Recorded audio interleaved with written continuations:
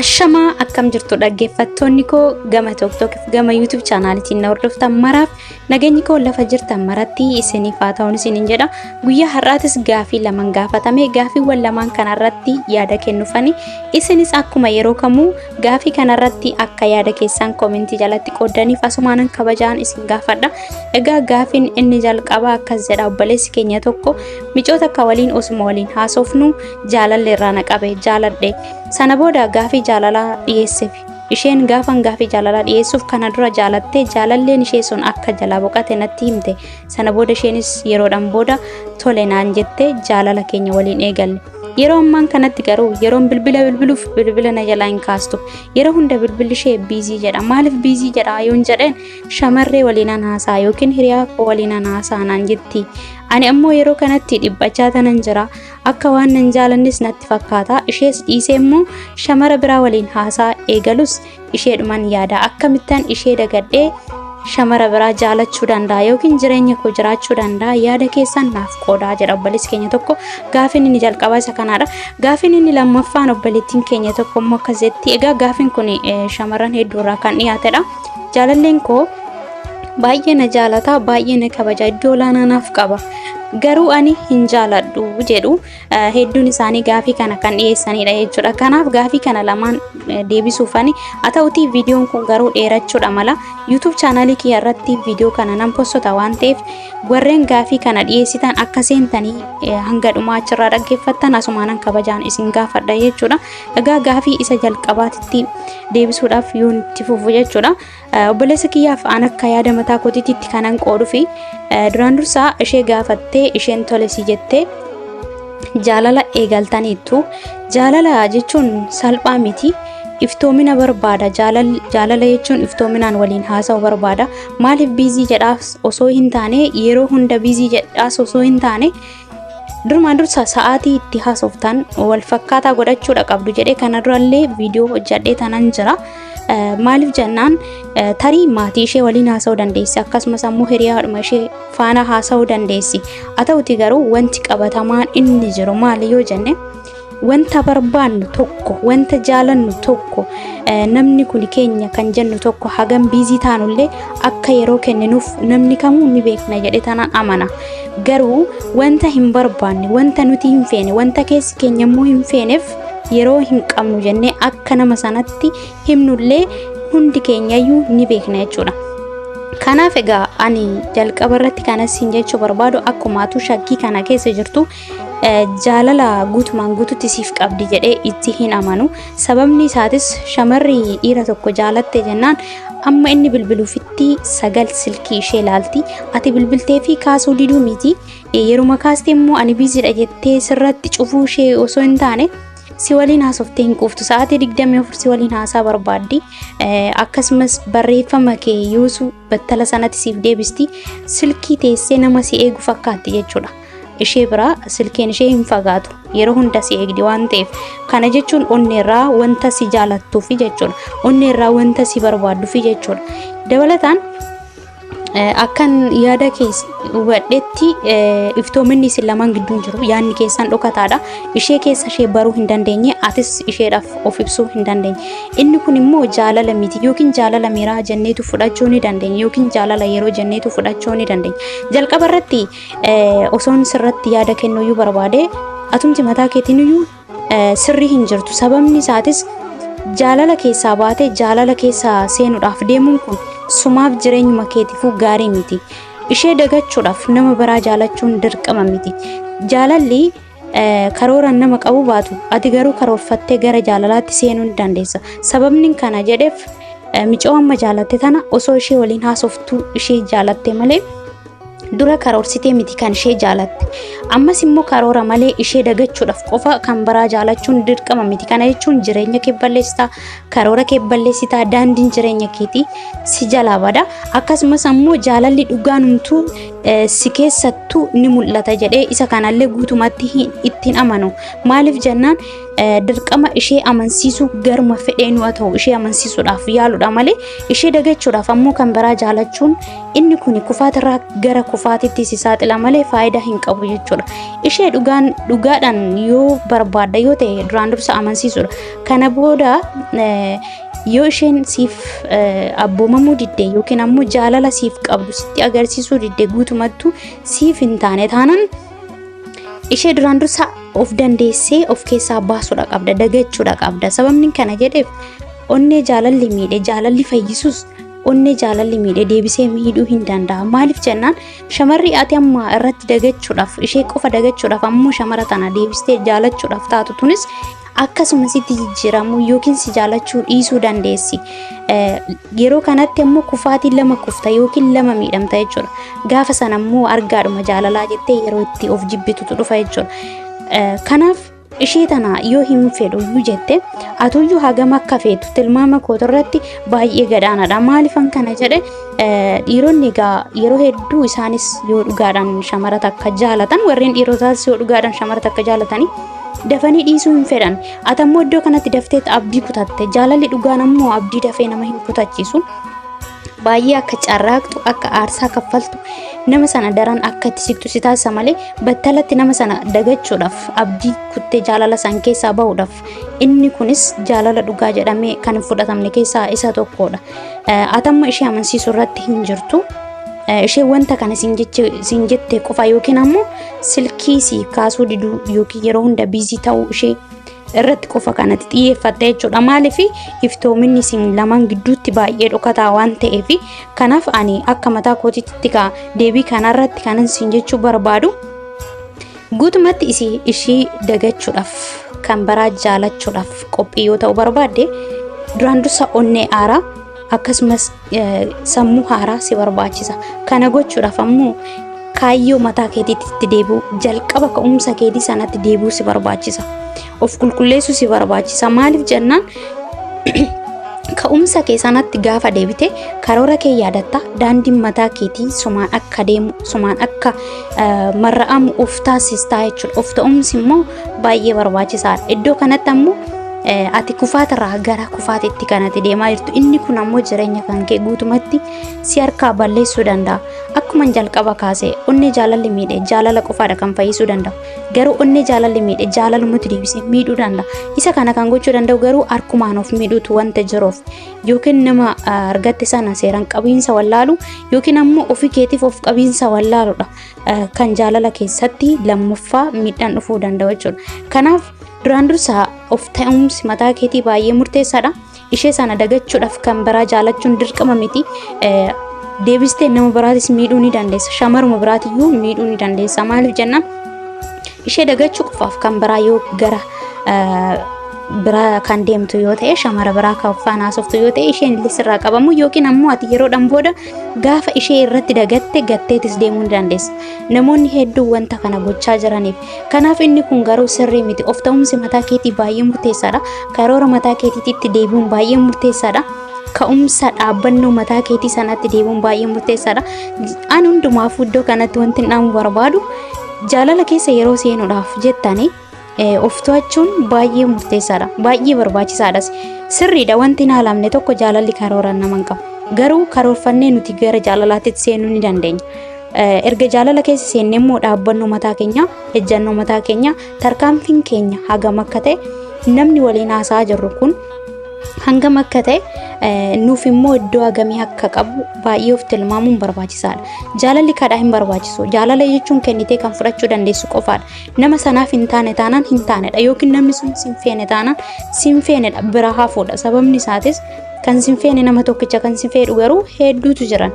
Kanaaf akkaataa sanii ilaaltu barbaachisaadha malee gama gamanatti raafamuun kun akka kootti gaarii miti. Atama gama lamaadha kan dubbachaa jirtu shamara biraallee dubbisaa jirta. Ishee faanallee akkasuma inni kun immoo jaalala dhugaati jedhee ani akka mataa kootti akkuma dura kaase ibsuudhaaf baay'ee na rakkisa atumtu jechuudha. Maaliif iddoo kanarratti dhiibbaa guddaa kan ofirraan geessaa jiru micayyoo caala yookiin jaalallee kee caalayyuu sumaadha. Of ta'umsi mataa keetii baay'ee barbaachisaadha. Ati ishee dagachuudhaaf isheen tun nan barbaaddu Wantootan jedhe kanaan ala kan isheen taatu yoo ta'e siif kabaja laattu, yeroo siif laattu, yeroo surmaayyuu siif hin qabdu, yeroo si faana haasoftu miirri ishee si faana hin ta'u taanaan karoora gara fuulduraa si faana baafachuudhaaf karoora hin qabdu taanaan ishee guutumatti dhiisuudhaaf karoora mataa keetii iddoo kaate sana haa jettee jalqabuun dirqama keeti. Inni kun ammoo jireenya mataa keetiitiif gara fuulduraatiif jaalalaaf gaariidha jechuudha. Amma iddoodhuma kaate sanatti yookiin iddoodhuma kufte sanatti kufaatiidhaaf saaxilamta taanaan irra deddeebiidhaan achumatti kufaatiif si saaxila malee fayyuudhaaf kan hunda miti jedhee tanan fudhadha obboleessa koo. Kanaaf hunduma keessaaniifuu kanan naamu jaalala keessaa baatanii yoosuu jaalala keessaa seenuudhaaf hin muddaminaan jedha ani nama hundumaafu jechuudha. Jaalalli karooraan hin dhufu, nuti karooraan garuu gara jaalalaatti deemuu ni dandeenya. Nama jaalattu sana dagachuudhaaf dirqama kan biraa jaalachuun hin barbaachisu. Karoorfattee jaalachuudha qabda. Gaafa jaalala keessa seente garuu daftee jaalala sanarraa abdii kutuu dhiisu, daftee jaalala san keessaa bahuudhaaf yaaluu dhiisu, akkasumas ammoo erga jaalala keessaa baatee daftee immoo jaalala biraa eegaluu dhiisudha. Onnee kee of to'achuu, dhaabbannoo kee of to'achuu eessattan dogongora yookiin namni sun maallatti balleesse ani immoo nama sanatti maalan balleesse jettee of gaafachuun baay'ee barbaachisaadha jechuudhaan siif deebisa. Gaafii isa lammaffaa irratti yoo deebi'u immoo egaa jaalalleen koo na jaalata, na kabaja, iddoo olaanaa naaf qaba.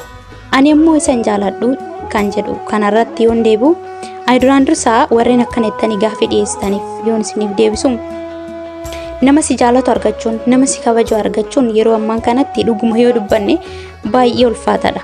Garuu onneen kiyya issimatu kanarratti ammoo onneen kan kee akka issimanne wanti godhu tasumaayyuu hin jiru. Maaliif jennaan kan onnee kee ajajuu danda'u sumaadha waan ta'eef.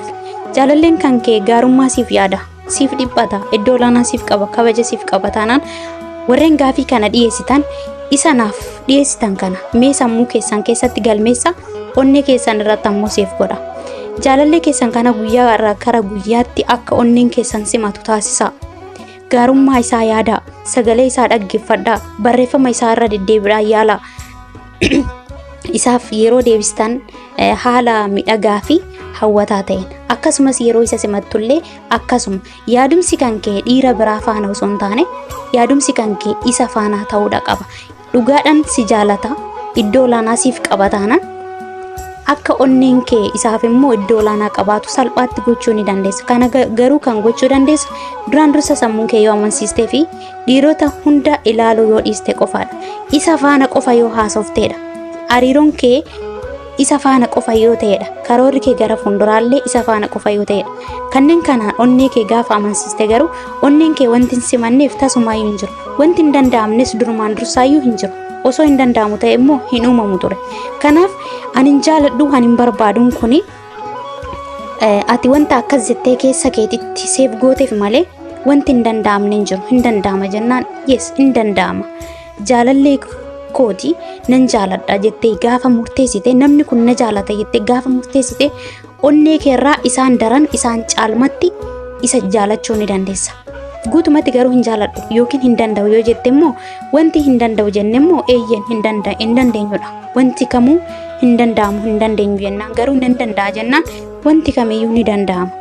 Wanti hin danda'amneef hin jiru. Jaalala dhugaa inni siif qabaannan onneen kee akka simatu gochuu ni dandeessa. Guyyaa kara guyyaatti gaarummaa isaa yaadudha. Yeroo inni si bilbilu immoo bilbila isaa seeraan keessummeessu akkasumas ammoo sagalee isaa yeroo inni riikaardii siif qabullee irra deddeebitee wantoota inni siin jedhu sana yaadachuudha. Yeroo tokko tokko kan jedhamu ni jira. Shamaraaf yaadni kun yeroo hedduu yeroo kennamuuf ni jira jechuudha. Kan si jaalatu caalaa, kan jaalatu caalaa, kan si jaalatu filadhu yeroo jedhantu jira jechuudha. Kuni maaliif jedhame kan si jaalatu suni gaafa abbaa manaa keetillee siif ta'ee seeraan si kunuunsa, si kabaja waan ta'eef garuu ofii keetii filattee dhiira harka keetitti galchuun baay'ee ulfaataadha. Yeroodhaaf harka keetitti galfachuu dandeessa garuu umurii kee guutuu of harka jiraachisuu hin dandeessu. Maaliif jennaan bulchaa kee waan ta'eef jechuudha.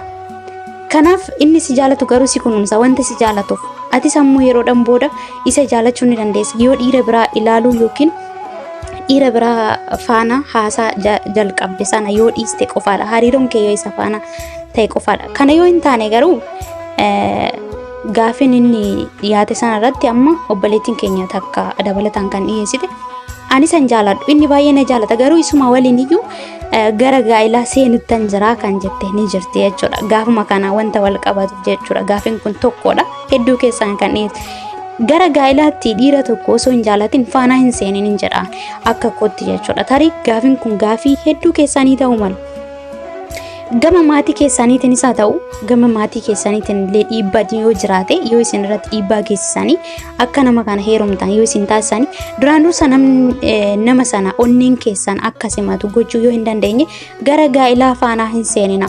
Maatiin keessan kabaja maatii keessaniitiif jettanii maatiin keessan isin jaalatu sirriidha.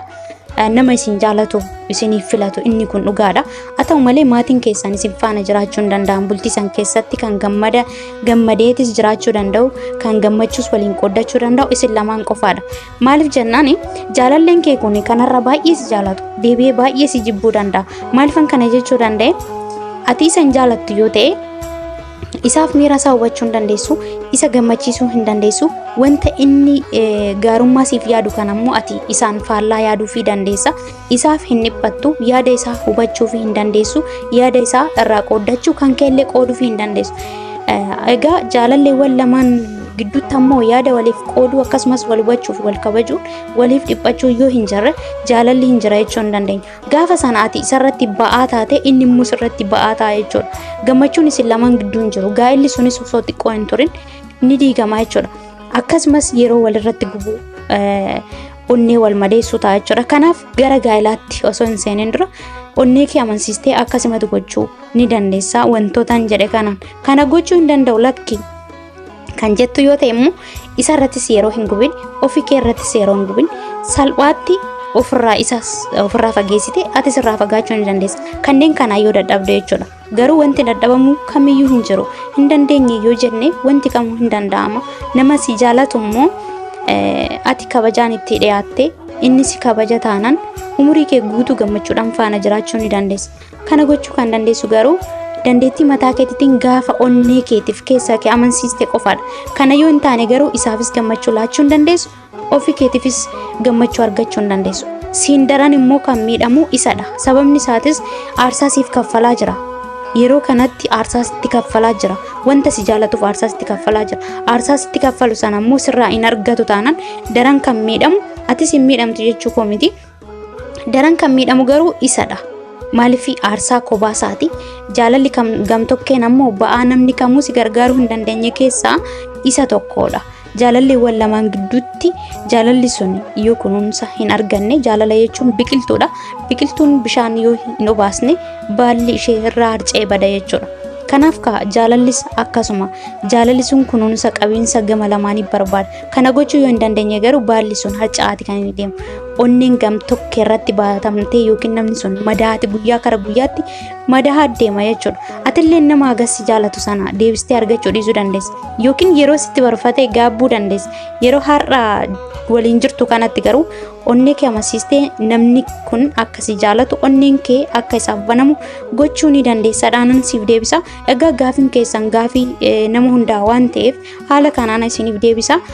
Deebiin kiyyas isa kana fakkaata. Akka isiniif deebii abdiin qaba. Hanga xumura qophii kanaatti wanta na faana turtaniif hedduun isin galateeffadha. Chaanaalii koo subscribe gochuu hin dagatinaa isiniin jedha. Galatooma horaa bulaa.